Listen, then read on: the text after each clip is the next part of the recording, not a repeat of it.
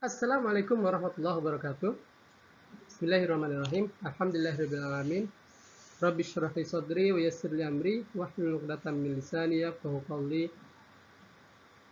Pada kesempatan kali ini, Bapak akan menyampaikan materi Kurdis bab 9 tentang hadis dari segi kuantitas dan kualitas. Kompetensi dasarnya yaitu 1. Meyakini hadis sahih dan hasan sebagai dasar hukum Islam. 2. Berpegang teguh kepada hadis sahih dan hasan sebagai pedoman dalam kehidupan sehari-hari. 3. Menghayati nilai-nilai kebenaran yang terkandung dalam hadis yang sahih. Kemudian menunjukkan sikap kritis dalam mengamalkan hadis sebagai dasar dalam kehidupan sehari-hari. Kemudian menunjukkan perilaku yang menggunakan hadis sebagaimana fungsinya yang telah dipelajari. Menunjukkan perilaku selektif terhadap keanekaragaman hadis, memahami pembagian hadis dari segi kuantitas dan kualitasnya, serta mempresentasikan pembagian hadis dari segi kuantitas dan kualitasnya.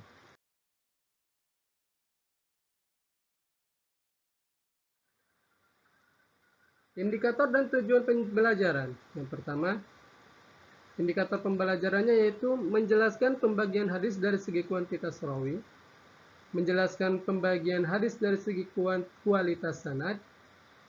3. Mengklasifikasi pembagian hadis. Kemudian tujuan pembelajarannya itu agar siswa dapat menjelaskan pembagian hadis dari segi kuantitas rawi dengan benar. Peserta didik dapat menjelaskan pembagian hadis dari segi kualitas sanad dengan benar. Dan peserta didik dapat mengklasifikasikan pembagian hadis dengan benar. Peta konsepnya yaitu dalam bab ini kita akan membahas tentang keenam istilah ini. Yang pertama yaitu hadis mutawatir, hadis ahad, kemudian hadis sahih, hadis hasan, hadis dhaif. Dalam bab ini kita akan membahas tentang hadis dari segi kuantitas periwayat itu ada berapa. Kemudian hadis dari segi kualitasnya ada berapa. Kalau dari segi kuantitasnya dibagi menjadi 2 bagian. Yang pertama hadis mutawatir, yang kedua hadis ahad. Hadis ahad itu nanti dibagi lagi. Kemudian hadis dari segi kualitasnya yaitu apakah kualitas hadis tersebut sahih, hasan, atau dhaif. Nah, inilah yang akan kita bahas dalam bab ke-9 ini.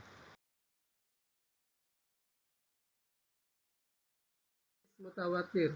Hadis mutawatir ini merupakan pembagian pertama dari hadis berdasarkan. Nah, apa yang dimaksud dengan hadis mutawatir itu?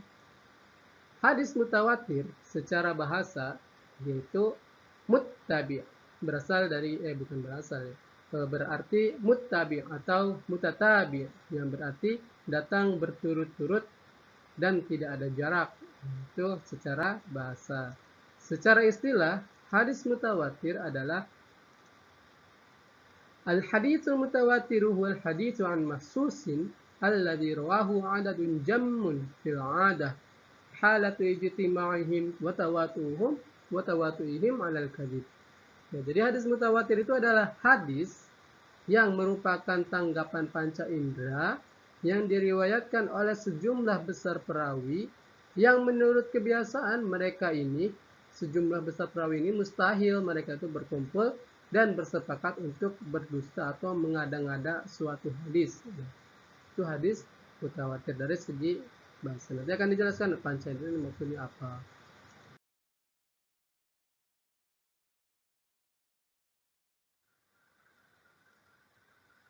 Menurut Khatib al-Baghdadi, hadis mutawatir adalah suatu hadis yang diriwayatkan oleh sekelompok orang dengan jumlah tertentu yang menurut kebiasaan mustahil bersepakat untuk berdusta. Menurut Ibnu Hajar al-Asqalani, hadis mutawatir adalah hadis yang diriwayatkan oleh sejumlah orang yang mustahil melakukan kesepakatan untuk berdusta. Mereka itulah yang meriwayatkan hadis dari awal hingga akhir sanad. Artinya, dari awal hingga akhir sanad itu mereka semuanya 10 orang. 10 orang dari tabaqah sahabat sampai Bukhari itu 10 orang yang meriwayatkan pada setiap tingkatan tabaqahnya itu. Nah, sebelumnya Imam Syafi'i juga mengemukakan bahwa istilah hadis mutawatir ini sama dengan khabar al-ammah, khabarul ammah. Nah, Imam Syafi'i mengistilahkan hadis mutawatir ini dengan khabar ammah, khabarul ammah. Dari beberapa pengertian yang telah disebutkan tadi, ada beberapa kata kunci. Yang pertama yaitu panca indera. Ya, dimaksud suatu hadis diriwayatkan melalui panca indera itu maksudnya apa? Yaitu sandaran beritanya bersifat indrawi, yaitu bentuk tahammul atau penerimaannya harus mengatakan kami telah mendengar atau kami telah melihat atau kami telah merasakan. Nah kan kalau di hadis itu ada yang sami'tu Rasulullah SAW, Sa'an Umar, dan itu seumpamanya. Nah itu maksudnya dengan panca indera itu bisa diketahui dengan redaksi tahammul wal ada al hadis gitu. Jadi harus menggunakan lafaz sami'tu atau ra'aitu dan sebagainya. Kemudian yang kedua yaitu kata kunci yang kedua yaitu diriwayatkan oleh orang yang banyak. Harus banyak jalur periwayatannya. Nah, nanti jelaskan berapa sih minimal bisa dikatakan mutawatir. Kemudian tidak mungkin bersepakat untuk berdusta. Nah, banyak orang ini mereka tuh gak mungkin untuk berdusta, sepakat untuk membuat-buat hadis atau berdusta. Nah, kemudian terjadinya dari awal sanad hingga akhir sanad. Harus ya dari sahabat, tabaqah sahabat 10 sebenarnya sampai akhir itu minimal 10 gitu. Kalau kurang dari 10, 9 sebenarnya bukan jadi hadis mutawatir tapi nanti jadi hadis masyhur. Lantas berapakah batas minimal jumlah perawi sehingga bisa dikatakan sebagai hadis mutawatir? Nah, ini ada beberapa pendapat.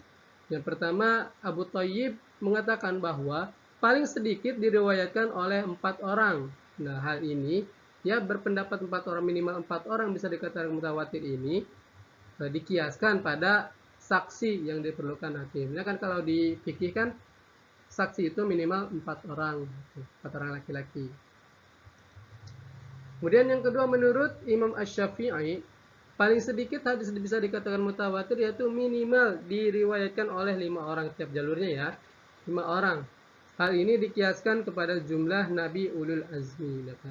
Berdasarkan Nabi Ulul Azmi ada 5. Nah, menurut Imam Syafi'i, hadis bisa dikatakan mutawatir yang minimal 5 jalur riwayatan.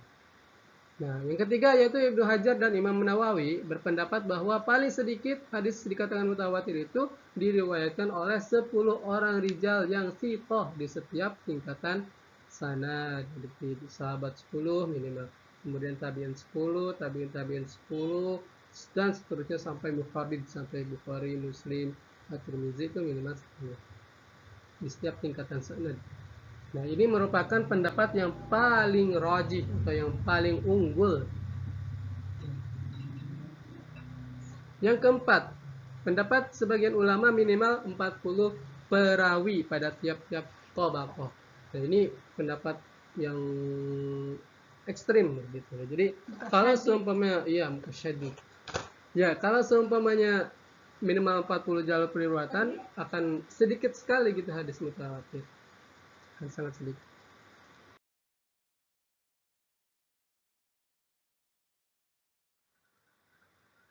Pembagian hadis mutawatir. Hadis mutawatir dibagi menjadi 2 bagian. Yang pertama mutawatir lafzi, yang kedua mutawatir ma'nawi. Mutawatir lafzi adalah hadis mutawatir yang diriwayatkan oleh perawi yang banyak dan mencapai syarat-syarat mutawatir, hadis mutawatir yang redaksi dan maknanya sama. Jadi contoh seumpamanya innamal a'malu binniyat, itu hadis mutawatir. Nah, redaksinya tuh sama segitu, innamal a'malu binniyat, yang semua dari 40 jalur kalau nggak salah tuh. Itu redaksi dan maknanya sama. Kemudian hadis mutawatir manawi yaitu hadis yang mempunyai tingkatan derajat mutawatir, namun susunan redaksinya berbeda gitu. Redaksinya beda-beda, tapi maknanya sama. Itu mutawatir maknawi. Ya, jadi kalau mutawatir lafzi itu redaksi dan maknanya sama. Kalau mutawatir maknawi redaksinya beda-beda. So, jalur pertama ngomong kayak apa gitu. Jalur yang kedua beda lagi redaksinya, tapi intinya mah sama gitu maknanya. Itu mutawatir maknawi. Ya, redaksinya beda-beda, tapi maknanya sama. Nah, kemudian kedudukan hadis mutawatir yaitu bersifat qat'i. Hadis mutawatir ini menimbulkan ilmu qat'i atau pasti. Artinya, maksudnya apa qat'i ini?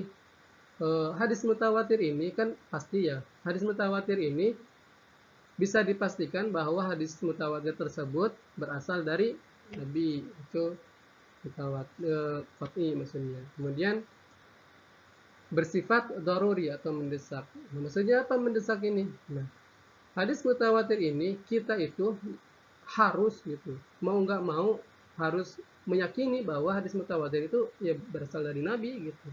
Bahkan ada ulama yang berpendapat bahwa menolak hadis mutawatir itu sebagai sumber ajaran Islam sama dengan menolak kedudukan Nabi sebagai utusan Allah gitu. Jadi saking darurinya, saking daruri untuk mendesak bahwa hadis tersebut memang benar-benar berasal dari Nabi. Itu hadis mutawatir.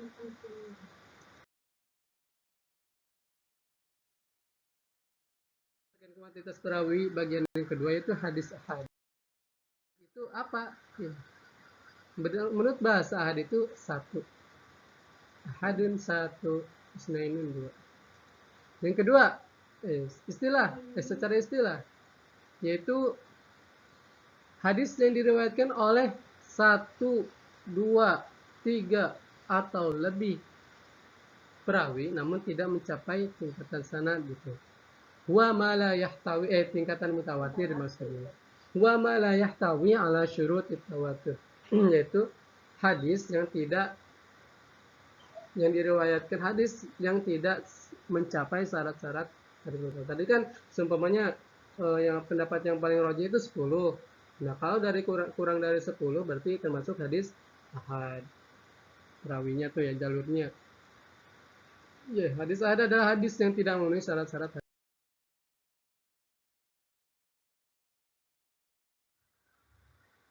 Pembagian hadis ahad. Hadis ahad ini dibagi menjadi 3 bagian. Yang pertama yaitu hadis masyhur atau hadis mustafid. Ada yang mengatakan hadis masyhur ini sama dengan hadis mustafid, ada juga yang membedakan hadis masyhur itu beda, hadis mustafid juga berbeda. Cuman yang unggul itu ya hadis masyhur itu sama dengan hadis mustafid. Ya, hadis mustafid atau hadis masyhur itu apa? Wal hadisul ladzi rawahu tsalatsah fa aktsara wa lam yasil darajat tawatur, yaitu hadis yang diriwayatkan oleh 3 orang atau lebih namun belum mencapai derajat mutawatir gitu. Nah, jadi minimal 3 orang sampai 10 orang jalur, berarti itu termasuk hadis masyhur. Yang kedua yaitu hadis aziz, yaitu wal hadisul ladzi rawahu tnani walau kana fi tabaqatin wahidat thumma rawahu ba'da dzalika jama'ah, yaitu hadis yang diriwayatkan oleh 2 orang pada satu tabaqah, satu tingkatan, kemudian pada tabaqah selanjutnya banyak rawi yang meriwayatkannya. Contoh seumpamanya dalam tabaqah sahabat cuma Umar dengan Ali saja yang menerima hadis dari Nabi. Kemudian di tabaqah tabi'in ada sampai 40 jalur contohnya. Nah, itu tetap dikatakan hadis aziz gitu, tidak dikatakan hadis mutawatir. Nah, jadi minimal untuk hadis bukan minimal ya. Kalau untuk hadis aziz itu yaitu hanya ada 2 jalur atau perawi. Kemudian yang ketiga yaitu hadis gharib. Apa hadis gharib? Hadis gharib yaitu huwa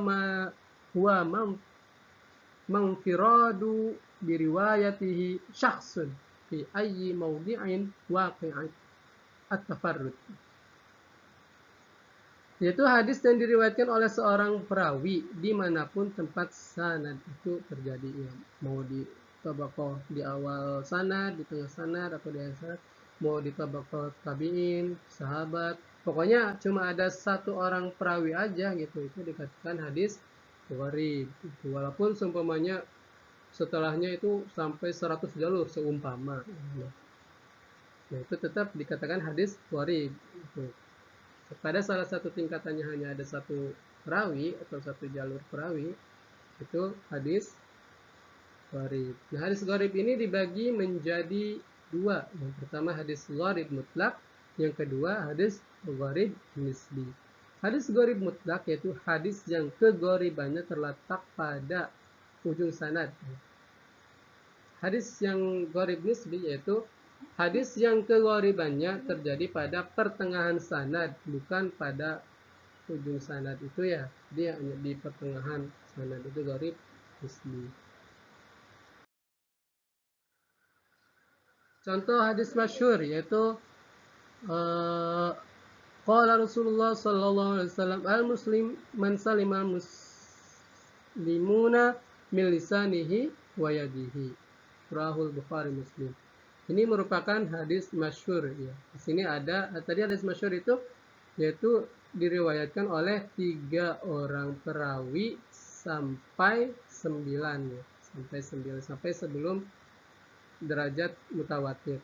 Di sini hadis ini diriwayatkan hanya pada tabaqah sahabat itu ada 3 jalur, yaitu dari jalur Abdullah bin Umar, kemudian Abu Musa al-Ash'ari, dan Jabir bin Abdullah. Nah, walaupun di setelahnya ini ada banyak, 1, 2, 3, 4, 5, sampai 10, sampai mutawatir, tetap dikatakan hadis masyhur karena hanya ada 3 jalur periwayatan. Contoh hadis aziz, itu qala Rasulullah sallallahu alaihi wasallam, nahnul akhiruna sabiquna yaumal qiyamah. Nah, hadis ini diriwayatkan melalui 2 jalur sanad gitu, yaitu dari Abu Hurairah dan Huzaifah bin Al-Yaman. Itu cuma Abu Hurairah ini memberikan hadis tersebut, menyampaikan hadis itu ke banyak orang, ke Abu Saimah, Abu Salamah, Abdurrahman, Abu Saleh, dan sebagainya, sampai 10 orang semuanya. Tetap itu dikatakan hadis aziz karena hanya ada 2 jalur periwayatan pada satu tabaqah. Kemudian contoh gharib mutlak. Nah, ini gharib itu kan diriwayatkan satu jalur periwayatan. Ini satu jalur.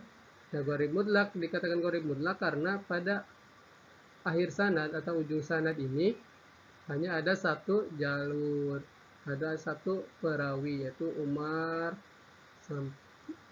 kemudian Alqamah. Nah, itu gharib mutlak. Kemudian gharib nisbi. Gharib nisbi ini hadis yang kegoribannya itu berada di pertengahan sanad. Nah, ini sebenarnya kan ada 2 jalur. Akan tetapi ternyata di pertengahan sanad ini si Ibnu Lahiyah ini orangnya tidak sikoh, jadi ini tidak dianggap. Nah, karena tidak dianggap orang sebagai orang sikoh ini, kan jadinya cuma ada satu jalur Malik bin Anas ini. Sebenarnya ini kan 2 jalur nih, ya kan? 2 jalur. Nah, tapi karena si Ibnu Lahiyah ini gak sikoh, akhirnya yang dihitung cuma satu jalur. Makanya dikategorikan sebagai hadis gharib, bukan hadis aziz. Dan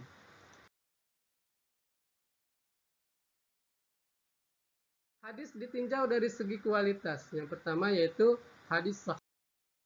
Hadis sahih adalah secara bahasa yaitu benar atau sah atau sehat, lawan dari sakit. Sedangkan secara terminologi yaitu huwa haditsul musnadul ladzi yattasilu isnaduhu bi naqlil adli dhabit anil adli dhabit allati muntahahu wa la yakunu syadzan wa la mu'allalan. Yaitu hadis sahih. Hadis sahih adalah hadis musnad, yaitu hadis yang mempunyai sanad sampai Rasulullah yang bersambung sanadnya dan dinukil oleh seorang yang adil dan dobit dari orang yang adil dan dobit hingga akhir sanadnya tanpa ada syad atau janggal dan tanpa ada cacat. Itu hadis sahih. Ya. Jadi ada beberapa kata kunci, yaitu sanadnya bersambung. Kemudian yattasilu isnaduhu. Kemudian binaklil adli, diriwayatkan oleh orang yang adil. Ad-dhabit, kemudian diriwayatkan pula oleh orang yang dhabit. Wala la yakunu syadzan, enggak ada syadz atau janggal, wala mu'allalan, dan tidak ada illat yang dapat merusak kesahihan suatu hadis.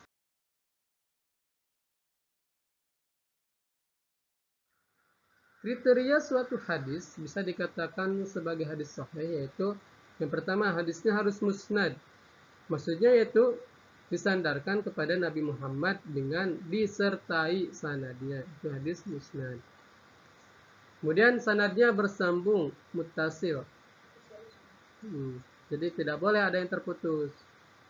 Antara rawi dari sanad tersebut itu pernah bertemu dan bertemu langsung dengan gurunya. Kemudian syarat yang ketiga yaitu seluruh perawinya adil dan dobit. Kalau ada satu perawi yang nggak adil atau nggak dobit saja, itu tidak dikatakan hadis sahih.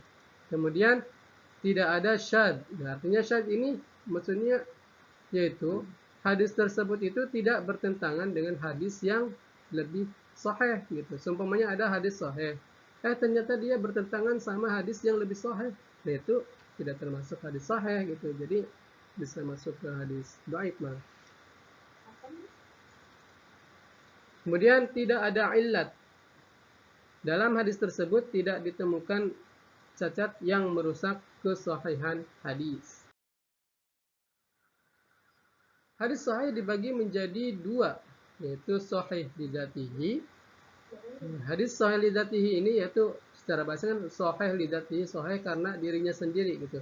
Berarti hadis tersebut itu ya sahih karena dia memenuhi syarat-syarat hadis sahih yang 5 tadi. Nah, hanya sahih dikatakan sahih lidzatihi, yaitu dia itu muttasil sanadnya, rawinya adil dan dhabit, sanadnya nggak putus, matanya nggak ada cacat, matanya nggak ada janggal. Itu hadis sahih lidzatihi.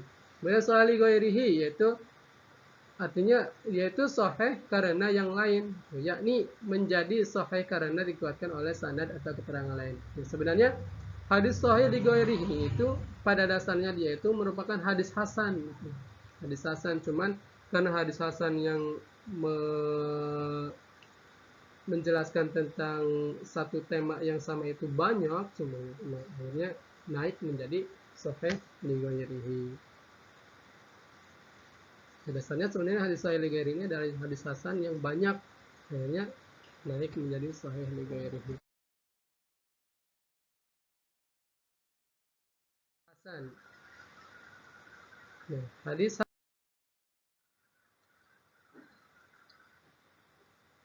secara bahasa itu artinya al-husnu, yang berarti al-jamal, yang artinya cantik atau indah.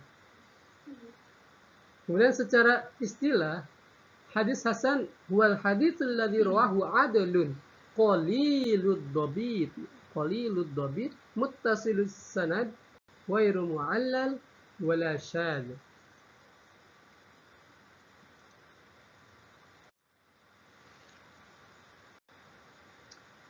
Yaitu hadis yang dinukil oleh seorang yang adil tetapi tidak begitu kuat ingatannya, kurang dhabit, qalilud dhabit, kurang dhabit, tapi sanadnya bersambung, nggak ada cacat dan nggak ada kejanggalan. Nah, jadi hadis hasan ini syarat-syaratnya yaitu sanadnya bersambung, kemudian adil, diriwayatkan orang yang adil, cuman dia diriwayatkan oleh orang yang kurang dhabit, dan tidak ada syadz serta tidak ada illat yang dapat merusak kesahihan hadis. Jadi perbedaan antara hadis sahih dan hadis hasan ini memang sangat tipis gitu, sangat sedikit dan tipis. Bahkan sebagian ulama hadis mengatakan bahwa hadis sahih li ghairihi dan hadis hasan li dzatihi adalah sama gitu. Hal ini bisa dilihat dari definisi yang dikemukakan oleh Ibnu Hajar Al-Asqalani bahwa hadis hasan adalah hadis yang diriwayatkan oleh seorang yang adil, sanadnya bersambung, memiliki daya ingat yang kuat, tidak terdapat ilat dan tidak ada syadz. Maka inilah yang disebut sahihul Quran dan hadis. Ya, disebut dengan hadis sahih gitu. Namun jika daya ingatnya kurang, rawi itu kurang daya ingatnya, maka hadis yang diriwayatkannya dinamakan hasan lidzatihi.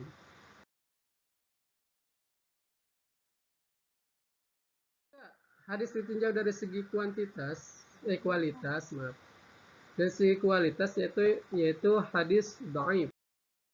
Secara bahasa, hadis dhaif adalah lemah, dhaif, lemah. Secara istilah yaitu malam yajma' sifatul qubuli bifaqdi syaratin min syurutihi, yaitu hadis yang tidak memenuhi syarat diterimanya suatu hadis dikarenakan hilangnya salah satu syarat dari beberapa syarat yang ada. Itu hadis dhaif.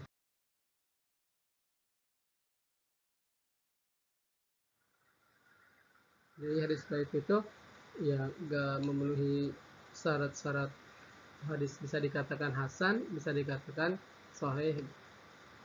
Nah, jadi perbedaannya tadi kan kalau hadis sahih itu 5 ya, sanadnya bersambung, adil, dhabit, kemudian tidak ada syadz, tidak ada illat. Nah, kalau hadis hasan itu 5, jadi bedanya hanya kurang dhabit di persyaratan yang ketiga, yaitu sanadnya bersambung, adil, kurang dhabit, kemudian tidak syadz dan tidak ada illat. Nah, kalau hadis dikatakan dhaif, dia itu bisa karena sanadnya terputus walaupun semuanya adil dan dhabit dalam satu hadis itu. Tapi sanadnya ada yang terputus, itu masuk hadis dhaif. Atau ada semuanya yang 4 ini terpenuhi, cuman ada salah seorang periwayat yang tidak adil. Nah, itu bisa menjadi kategori hadis dhaif dan seterusnya. Kemudian kedudukan hadis sahih yaitu boleh dijadikan hujjah, begitu pula hadis hasan. Nah, kalau hadis dhaif ini ada beberapa pendapat sebenarnya. Cuman ada yang mengatakan bahwa hadis dhaif ini boleh dijadikan hujjah, namun hanya sebatas pada masalah fadailul amal saja gitu. Jadi nggak bisa hadis dhaif ini itu dijadikan hujjah untuk masalah akidah, semua nggak boleh. Jadi kalau hanya sebagai fadailul amal itu boleh dijadikan hujjah. Baik, itu saja mungkin yang bisa saya sampaikan untuk pada bab ini. Jika ada pertanyaan silahkan ditulis di Classroom. Nah, setelah menyimak video ini, silahkan kerjakan tugas yang Bapak lampirkan di Classroom ya. Oke? Assalamualaikum warahmatullahi wabarakatuh. Dadah.